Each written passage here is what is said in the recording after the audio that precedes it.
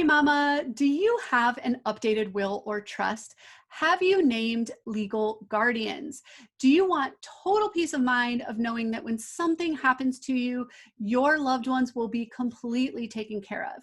If you are like me or any mom that I have talked to recently, then I know this is probably weighing heavily on your mind. So, if you don't have any estate plan in place, then why don't you have those legal documents in place right now to protect your loved ones?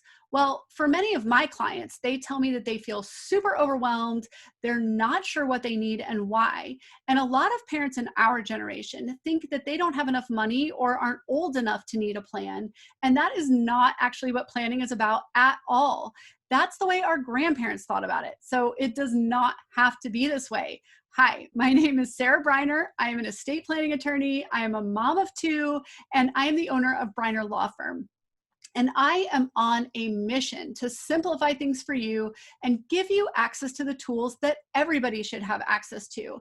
If you have been wondering whether you need a will or a trust or what legal documents you need and why, then head over to my estate planning workshop for moms, because I am going to explain to you everything that you need to know right now and how you can take action steps to easily move forward virtually from the comfort of your own home.